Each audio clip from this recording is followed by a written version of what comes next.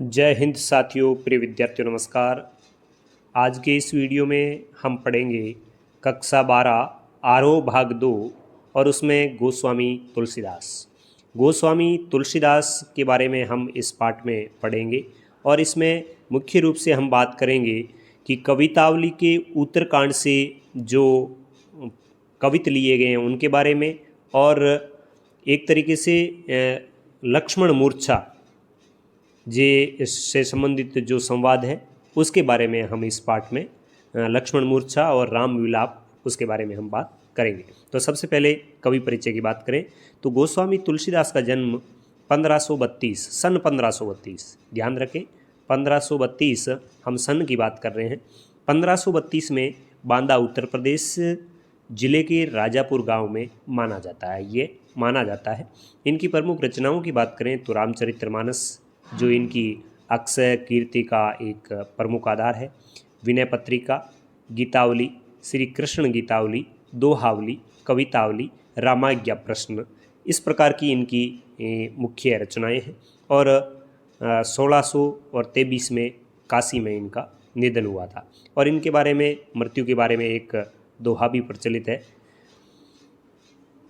कि संवत की बात करें ना तो ये 1680 होता है, और कहा जाता है कि संवत 1680 गंग के तीर, सावर्ण शुक्ला सप्तमी, तुलसी तजो शरीर।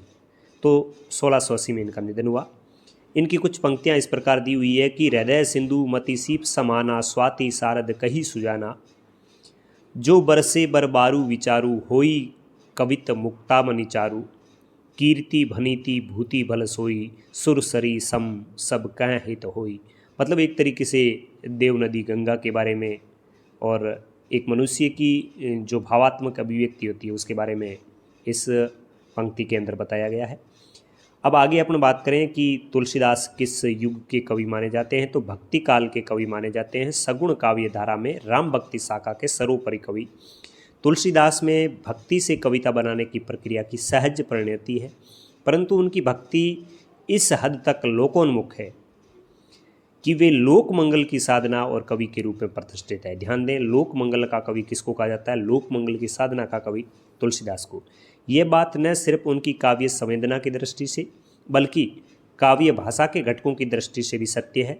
और इसका सबसे प्रकट प्रमाण तो यही है कि शास्त्रीय भाषा संस्कृत में सर्जन क्षमता होने के बावजूद उन्होंने अपने काव्य की भाषा कौन सी रखी? लोक भाषा रखी, जिसमें अवधी और ब्रज भाषा को उन्होंने साहित्य रचना के माध्यम के लिए चुना और उसी को उन्होंने बुना। जिस प्रकार उनमें भक्त और रचनाकार का द्वंद्व है, यानी तुलसीदास भक्त भी थे, तुलसीदास एक रचनाकार भी थे, उसी प्रकार शास्त्र और लोक का भी द्वंद्व है, यानी शास्त्र की जानकारी भी रखते हैं, लोक की जानकारी भी रखते हैं, जिसमें संवेदना की दृष्टि से लोक की ओर झुके हुए हैं और शिल्पगत मर्यादा की दृष्टि से वे शास्त्र की ओर झुके हुए हैं।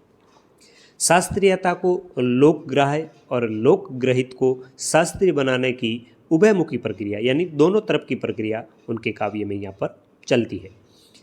यह तत्व उन्हें विद्वानों और जन सामान्य में समान रूप से लोकप्रिय करता है। तो ये ऐसा ही तत्व है कि वो विद्वानों में भी प्रसिद्ध है और सामान्य जनता में भी प्रसिद्ध है। उनकी एक अनन्य विशेषता यह है कि वे दार्शनिक और लौकिक स्तर के नाना द्वंद्वों के चित्रण और उनके समन्वय के कवि हैं। अब देखो, तुलसीदास को समन्वय का कवि भी कहा जाता है। द्वंद्व चित्रण जहाँ सभी विचार और भावधारा के लोगों को तुलसी काव्य में अपनी अपनी उपस्थिति का संतोष देता है, वहीं समन्वय उनकी ऊपरी विभिन्नता में निहित एक मानवीय सूत्र को उपलब्ध करा के संसार में एकता और शांति का मार्ग भी प्रशस्त करता है।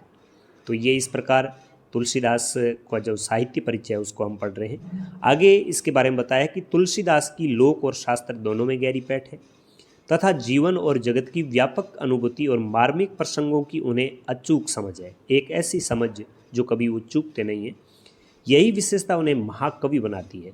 इसी से प्रकृति और जीवन के विविध भावपूर्ण चित्रों से उनका रचना संसार है वो समृद्ध हुआ है। विशेषकर हम बात करें रामचरितमानस की, इसी से यह हिंदी का अद्वितीय महाकाव्य बनकर उभरा है। इसकी विश्व प्रसिद्ध लोकप्रियता के पीछे सीताराम कथा से अधिक उनका लोक संवेदनशील होना और समाज की नैतिक बनावट की समझ है। उनके सीताराम ईश्वर की अपेक्षा तुलसी के देश काल के आदर्शों के अनुरूप मानवीय धरातल पर पुनः सृष्ट चरित्र है। मतलब रामचरित्र के माध्यम से उन्होंने एक आदर्श पत्नी, एक आदर्श पति, एक आदर्श पिता, एक आदर्श भाई, इस प्रकार की लोक मर्यादा की सीख दी है। गोस्वामी जी ग्रामीण और कृषक संस्कृति और रक्त संबंध की मर्यादा पर आदर्शीकृत ग्रस्त जीवन के चित्रे कवि माने जाते हैं। अब एक और महत्वपूर्ण प्रश्न बन रहा है, तुलसीदास इस अर्थ में हिंदी के जातीय कवि है। अच्छा प्रश्न है, मैं कहूँगा महत्वपूर्ण है कि हिंदी के किस कवि को जातीय कवि के रूप में जाना जाता है, तो वो तुलसीदास है। कि अपने समय में हिंदी क्षेत्र में प्रचलित सारे भावात्मक और काव्य भाषाई तत्वों का प्रतिनिधित्व वे करते हैं। इस संदर्भ में भाव, विचार, काव्य, छंद और काव्य भाषा की जो बहुल एक इस समृद्धि यानी खजाना उनके काव्य में दिखता है वह अद्वितीय है। तत्कालीन हिंदी क्षेत्र की दोनों काव्य भाषाओं अवधी और ब्रज भाषा और दोनों संस्कृति यानी सीताराम संस्कृति और राधा कृष्ण संस्कृति दोनों कथाओं को एक ही अधिकार के साथ अपनी अभिव्यक्ति का माध्यम उन्होंने बताया है। उपमा अलंकार के क्षेत्र में जो प्रयोगों की विशेषता है वो कालिदास की पहचान है। यानी कालिदास सबसे अधिक किसका उपयोग करते थे? उपमा अलंकार का। वहीं अपन सांग रूपक की बात करें तो सांग रूपक के क्षेत्र में तुलसीदास बेजोड़ है। तो तुलसीदास किस अलंकार का सबसे अधिक प्रयोग करते हैं? तो हम बात करेंगे सांग रूपक की। अब यदि हम बात करें कि इस पाठ के अंदर क्या बताया गया है, तो विविध विषमताओं से ग्रस्त कलिकाल तुलसी का युगीन यथार्थ है। तुलसी ने अपने समय का यथार्थ इस पाठ के अंदर व्यक्त किया है, जिसमें वे कृपालु प्रभु राम और राम राज्य का स्वप्न रच रहे हैं। युग और उसमें अपने जीवन का न सिर्फ उन्हें गहरा ज्ञान है बल्कि उसकी अभिव्यक्ति में भी वे अपने समकालीन कवियों से आगे हैं। यहाँ प्रस्तुत पाठ में कवितावली की 2 कवित और 1 सवैया इसके प्रमाण है। पहले छंद जिसका शीर्षक है किसबी किसान कुल में उन्होंने दिखाया है कि संसार के अच्छे बुरे समस्त लीला प्रपंचों का आधार पेट की आग का दारुण और गहन यथार्थ है। यानी इस पहले कविता में तुलसीदास ने बताया है कि संसार में लोग अनेक प्रकार के प्रपंच करते हैं, अच्छे या बुरा, पाप या पुण्य, कुछ भी करते हैं, उसका मुख्य कारण है पेट की आग मतलब भूख, जिसका समाधान वे राम रूपी घनश्याम के कृपा जल में देखते हैं। वो कहते हैं कि राम ही वे कृपा के पात्र है जो इन लोगों का ये दुख है उसको मिटा सकते हैं। इस प्रकार उनकी राम भक्ति पेट की आग को बुझाने वाली यानी जीवन के यथार्थ कष्टों का समाधान करने वाली है, साथ ही जीवन बाह्य आध्यात्मिक मुक्ति देने वाले भी है। दूसरा छंद है खेती न किसान को भिखारी को न भीख। इस कवि ने प्रकृति और शासन की विषमता से उपजी बेकारी और गरीबी की पीड़ा का यथार्थ चित्रण करते हुए गरीबी को दशानन से उपमित किया है, यानी दशानन की संज्ञा दी है। तो तीसरे छंद में कवि ने धूत कहो अवधूत कहो में भक्ति की गहनता और सघनता से उपजे भक्त हृदय के आत्मविश्वास का सजीव चित्रण किया है, जिसमें समाज में व्याप्त जात पात और धर्म के विभेदक दुराग्रहों के तिरस्कार का साहस पैदा होता है। इस प्रकार भक्ति की रचनात्मक भूमिका का संकेत यहाँ है, जो आज के भेदभाव मूलक सामाजिक और राजनीतिक माहौल में बहुत अधिक प्रासंगिक है, सत्य है। इसके बाद रामचरितमानस के लंका कांड से जो रचना ली गई है उसमें कहा है कि रामचरितमानस के लंका कांड से ग्रहित लक्ष्मण के शक्ति बाण लगने का प्रसंग कवि की मार्मिक स्थलों की पहचान का एक श्रेष्ठ नमूना है।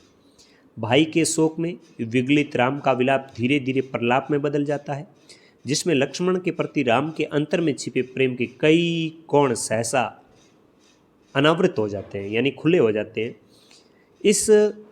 यह प्रसंग ईश्वरीय राम का पूरी तरह से मानवीकरण कर देता है। यद्यपि राम ईश्वर है, लेकिन विलाप के समय वो एक साधारण मानव के समान विलाप करने लगते हैं, जिससे पाठक का काव्य मर्म से सीधा जुड़ाव हो जाता है।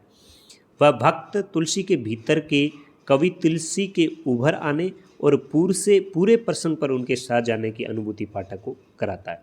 इस घने शोक परिवेश में हनुमान का संजीवनी लेकर आ जाना कवि को करुण रस के बीच वीर रस के उदय के रूप में दिखाता है। यह उपमा अद्भुत है, काव्यगत करुण प्रसंग को जीवन के मंगल विकास की ओर ले जाती है। अब अपन चलते हैं उन कवित की ओर जिसमें तुलसीदास जी अपने समय की जो यथार्थ स्थिति है उसका वर्णन कर रहे हैं। तो सबसे पहले कवितावली उत्तरकांड से देखिए, ध्यानपूर्वक सुने आप इसको, बहुत ही अच्छी व्याख्या आपके सामने प्रस्तुत की जाएगी।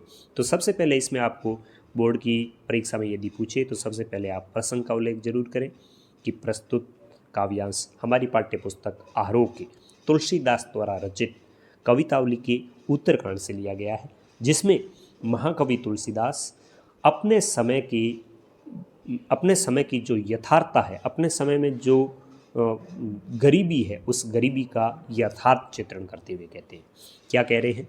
किसबी किसान कुल बनिक भिकारी भाट, चाकर चपल नट चोर चार चेटकी, पेट को पड़त गुन गड़त चढ़त गिरी, अटत गहन गन अहन अखेट की, ऊंचे नीचे कर्म धर्म अधर्म करी, पेट ही को पचत बेचत बेटा बेट की, तुलसी बुझाई एक राम घन श्याम ही ते, आगी बड़वागी ते बड़ी ये आगी है पेट की। देखिए प्रिय विद्यार्थियों, यहाँ पे हम बात करें तो कवि तुलसीदास अपने समय में व्याप्त निर्धनता का, गरीबी का, बेरोजगारी का, जीविका विहीन लोगों का जो एक तरीके से क्या माहौल बन गया है उसका वर्णन करते हुए कवि कहते हैं कि चाहे मजदूर हो, चाहे किसान वर्ग हो, चाहे व्यापारी हो, चाहे भिखारी हो, चाहे भाट हो, चाहे नौकर हो, चाहे चप्पल नट हो, चाहे चोर हो, या फिर दूत हो, या फिर बाजीगर हो, किसी को भी अपना जीवन यापन करने का जो आधार है वो नहीं मिल रहा है और सभी किसी तरीके से अपना अपना पेट भरने का प्रयास कर रहे हैं।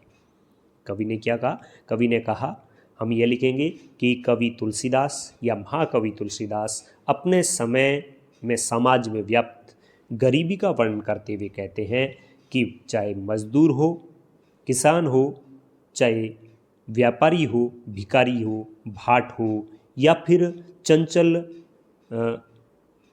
नट हो, या चोर हो, या फिर चार यानी सेवक जिसे अपने दूत कहते हैं दूत हो, या फिर बाजीगर हो, सभी अपना अपना पेट भरने का प्रयास कर रहे हैं। यानी लोग हैं वो पेट भरने के लिए ही पढ़ाई कर रहे हैं, चाहे वे पढ़ाई कर रहे हैं या अनेक प्रकार की विद्याएं सीख रहे हैं, गुण गड़त अनेक प्रकार की विद्याओं में पारंगत हो रहे हैं, तो भी वे पेट की आग को शांत करने के लिए ही कर रहे हैं। तो कोई जीविका के लिए ऊंचे ऊंचे पहाड़ों और पर्वतों पर चढ़कर वहाँ पर अपनी जीविका को खोज रहा है। कवि कहते हैं कि लोग दिन भर अटत गहन गन अहन अखेट की, यानी कवि कह रहा है कि दिन भर शिकारी लोग हैं वो शिकार की तलाश में घने जंगलों के अंदर भटकते रहते हैं। फिर आगे कवि कह रहा है पेट को ही नहीं ऊंचे नीचे कर्म अधर्म करी। कवि कहते हैं कि पेट के लिए ही सभी व्यक्ति है वो ऊंचे नीचे कर्म कर रहे हैं, अच्छे हो या बुरे, वो पेट की आग को शांत करने के लिए ऊंचे नीचे कर्म कर रहे हैं।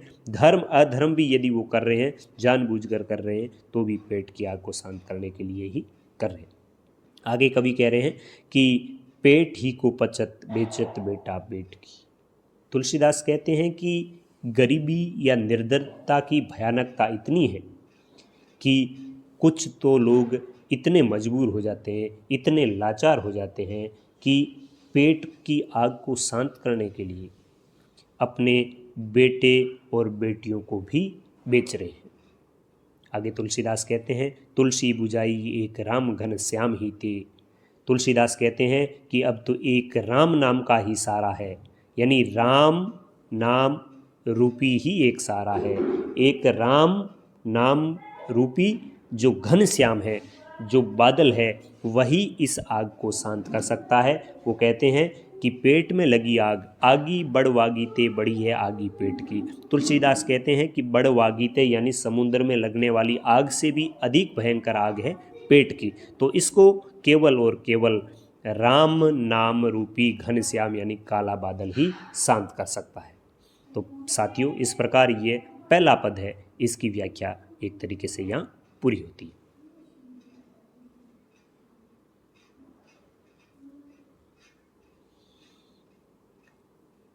अब दूसरा जो कवित है, इसमें कवि ने अपने समय की जो गरीबी है, जो जीविका विहीनता है, जो बेरोजगारी है, उसका चित्रण करते हुए कवि कहते हैं कि खेती ने किसान को, भिखारी को ने भीख बली, बनिक को बनिज ने चाकर को चाकरी, जीविका विहीन लोग सिद्धिमान सोच बच, कहे एक एकन सो कहा जाई का करी, वेदु पुराण कही लोकु बिलोकियत, सांकरे सब पे राम रावरे कृपा करी, दारिदर दसानन दबाई दुनी दीन बंधु, दुरित दहन देखी तुलसी हाहा करी।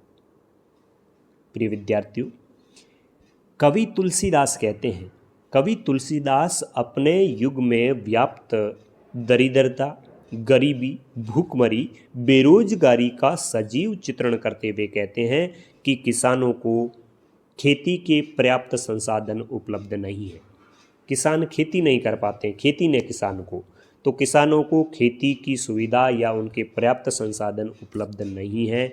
भिखारी लोग हैं, उनको भी भीख नहीं मिलती है, उनको भी बलि नहीं मिल रही है, उनको भी दान नहीं मिल रहा है। व्यापारी लोगों का व्यापार ठप पड़ा है, वो भी ठीक ढंग से नहीं चल पा रहा है। और जो लोग नौकरी करने वाले हैं, चाकर, जो लोग नौकरी वाले हैं या जो लोग किसी की सेवा शुश्रूषा करके अपना धंधा चलाते हैं, उनको भी नौकरी नहीं मिल पा रही है। कवि तुलसीदास कहते हैं कि सभी लोगों का रोजगार बंद है, सभी लोग जीविका विहीन हैं और आजीविका चलाने के लिए सभी लोग चिंतित हैं। तो वो क्या करते हैं? जीविका विहीन लोग सिद्धिमान सोचवश। बेरोजगारी के अभाव में लोग चिंता के कारण परेशान हैं, सिद्धिमान सोचवश, और वो एक ही बात सोच रहे हैं और सोचते हुए वे एक दूसरे से पूछ रहे हैं कि कहे एक एकन सो का जाई का करी। बेरोजगारी के कारण लोग चिंता में हैं और चिंता के कारण वो सोच रहे हैं और एक दूसरे से पूछ रहे हैं कि ऐसी दशा में, ऐसे विपरीत हालात में हम कहाँ जाएं और क्या करें। लोग कहते हैं कि वेदु पुराण कही, वेदों और पुराणों में कहा गया है और संसार में देखा भी गया है कि जब संकट का समय आता है तो भगवान राम उन पर कृपा करते हैं। वेदों और पुराणों में बताया गया है और अक्सर संसार में ये देखा भी गया है। लोग कहते हैं कि यहाँ पर राम के बाद में संबोधन आया है, लोग कहते हैं कि हे राम, जब जब इस संसार पर संकट आया है तो आपने लोगों पर दया की है, आप लोगों पर दया करते हैं। इसलिए दीन बंधु, हे दीन बंधु, हे गरीबों पर दया करने वाले ईश्वर, दारिदर दशानन, दरिद्रता रूपी रावण ने इस संपूर्ण संसार को दबा रखा है, अपने आगोश में ले रखा है। इसलिए दुरित दहन देखी तुलसी हा हा करी। संसार को इस प्रकार गरीबी की आग में, दरिद्रता की आग में जलते देखकर तुलसी के मुंह से हाय हाय की ध्वनि निकलती है, हाय हाय की पुकार निकलती है। अर्थात तुलसीदास कहते हैं कि संसार में गरीबी रूपी रावण है, वो इस दुनिया को जला रहा है, इस दुनिया को अपना ग्रास बना रहा है। इसलिए हे राम, आप ही इस दुनिया को बचाएं, आप ही इस दुनिया की रक्षा करें। तो प्रिय विद्यार्थियों, इसमें एक तरीके से निर्धनता और गरीबी है, उसकी भयावहता, उसकी भयंकरता का चित्रण किया है। लोग किस प्रकार बेरोजगार है, लोग किस प्रकार आजीविका विहीन है, लोग किस प्रकार अपनी आजीविका के बारे में सोच रहे हैं, किस प्रकार लोग चिंतित है और किस प्रकार इस गरीबी यानी गरीबी रूपी, दरिद्रता रूपी दशानन है, वो इस दुनिया को दबा रहा है। किस प्रकार इससे लोग बाहर आना चाहते हैं, राम से वो क्या पुकार कर रहे हैं, तुलसीदास राम से क्या पुकार कर रहे हैं, इसी का इस कविता के अंदर चित्रण हुआ है। इसके बाद जो कवित है उसमें तुलसीदास ने अपने आप को संसार से बिल्कुल निरपेक्ष बताया है। तुलसीदास कह रहे हैं कि संसार मेरे बारे में क्या राय रख रहा है इससे मुझे कोई फर्क नहीं पड़ता, क्योंकि मैं तो राम का सेवक हूँ। तुलसीदास कहते हैं, धूत कहो अवधूत कहो रजपूत कहो जुल्हा कहो को, काहू की बेटी सो बेटा ने ब्याहू, काहू की जाति बिगाड़ने सो।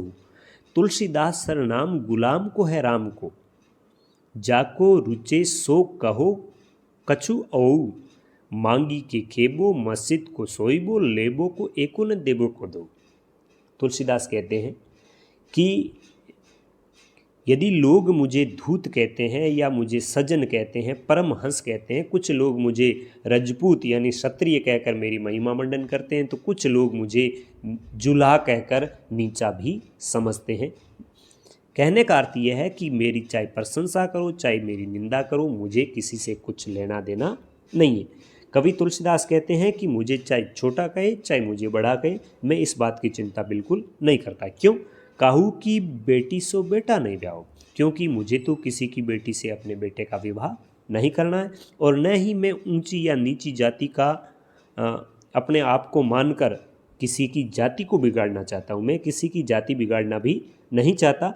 लोग मुझे छोटा समझे या लोग मुझे बड़ा समझे, छोटा समझे तो भी मैं किसी की जाति बिगाड़ने वाला नहीं हूँ, क्योंकि मुझे इस बात का डर नहीं है कि मुझे अपनी बेटे का ब्याह है वो किसी की बेटी से करना है, इसलिए मुझे ऊंच नीच के रूप में किसी प्रकार का कोई डर नहीं है।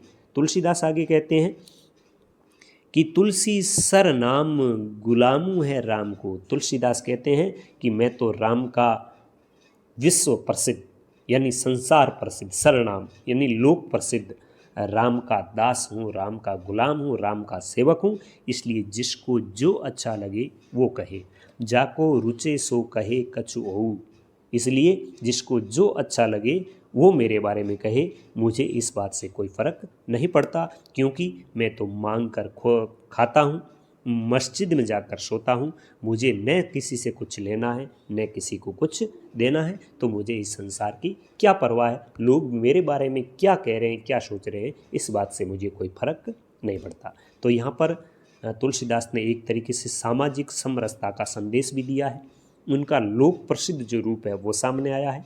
राम के वो परम भक्त थे और राम को स्वामी मानकर स्वयं को उनका दास मानते हुए दास्य भाव की भक्ति वो राम की करते थे।